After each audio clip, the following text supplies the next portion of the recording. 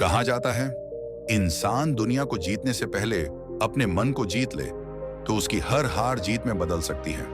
आज की कहानी एक नौजवान भिक्षु की है जो पहाड़ों के बीच अपने ही मन से जूझता है। यह कहानी सिर्फ कहानी नहीं, यह दर्पण है जो बताती है कि मन को काबू करना क्यों कठिन है और कैसे संभव भी है।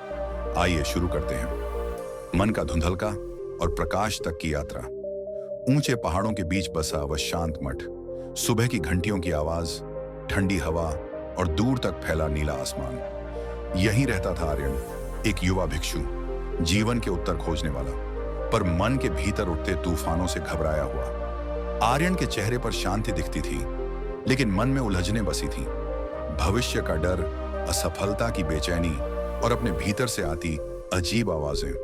तू नहीं कर पाएगा, तू कमजोर है। एक दिन ध्यान करते समय उसका मन इतनी तेजी से भागा कि वह टूट गया। उसकी सांसें भारी हो गईं, दिल कांपने लगा। वह उठा और बाहर चला गया, पर पहाड़ों की ठंडी हवा भी उसे शांत न कर पाई। वह बुदबुदाया, मेरे मन को क्या हो गया है? इसे कंट्रोल क्यों नहीं कर पा रहा मैं? उसी समय उसके पीछे से कदमों की धीमी आवाज आई। वह थे बोधि भिक्षु, मठ के वयोवृद्ध साधक। उनकी मुस्कान ऐसी थी जैसे पहाड़ों की चुप्पी समझते हों। उन्होंने धीरे से पूछा, मन से भाग रहा है आर्यन? आर्यन टूटे स्वर में बोला, भिक्षु जी, मेरा मन तो जैसे मेरा कहा ही नहीं मानता। एक क्षण शांत और अगले ही क्षण हजार विचारों का तूफान।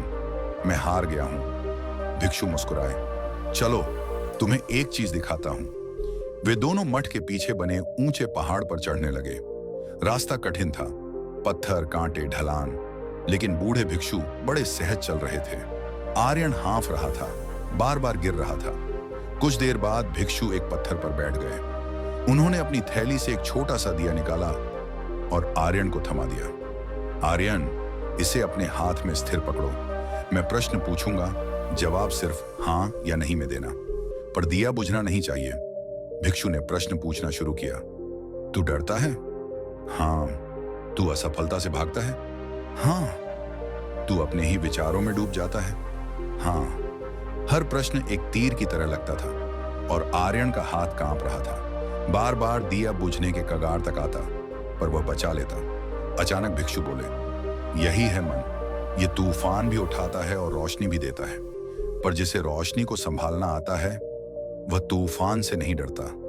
आर्यन ने धीरे से पूछा, लेकिन यह स्थिर कैसे होगा भिक्षु जी? बोधि भिक्षु ने दूर पहाड़ की चोटी की ओर इशारा किया। चलो वहां चलते हैं, पर याद रखना, दिया बुझना नहीं चाहिए। आर्यन चढ़ने लगा, कांटों में फंसा, पत्थरों पर फिसला। हवा के झोंकों से दिया बार बार कांप गया। कभी हाथ दर्द से सुन्न हो गया, कभी सांसें टूट गईं, लेकिन वह चलता रहा। उसकी आंखों में आंसू थे, दर्द से नहीं, भय से मुक्त होने की पहली इच्छा से। जब वे चोटी पर पहुंचे, वहां हवा बेहद तेज थी, दिया कांपते हुए भी जल रहा था। भिक्षु ने पूछा, आर्यन बता, चोटी पर आने के लिए तूने क्या किया? आर्यन बोला, मैं बस चलते रहा, रुकना नहीं चाहा, दिए को बचाकर आगे बढ़ता रहा। भिक्षु ने मुस्कुराते हुए कहा, यही पहला नियम है मन को काबू करने का। रुकना मत। मन भागेगा, डगमगाएगा, लेकिन तू चलता रह। फिर बोले, और दूसरा नियम, विचारों को बुझाना नहीं, संभालना सीखो, जैसे तूने दिया संभाला। आर्यन शांत खड़ा रहा। भिक्षु ने तीसरा नियम बताया, तेरी हर सांस, हर क्षण मन के लिए एक आदेश है।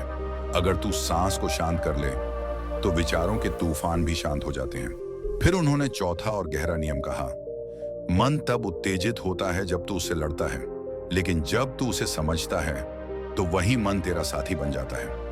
अंत में भिक्षु ने पांचवां और सबसे महत्वपूर्ण नियम कहा, मन को जीतना तेरी लड़ाई नहीं, तेरी यात्रा है, और यात्रा जीतने वालों की नहीं होती, चलते रहने वालों की होती है।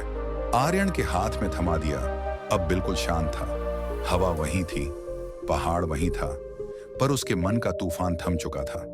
उसने पहली बार महसूस किया, मन को काबू करने की ताकत बाहर नहीं, भीतर है। दोस्तों, आर्यन का दिया सिर्फ एक दिया नहीं था, वह मन का प्रतीक था।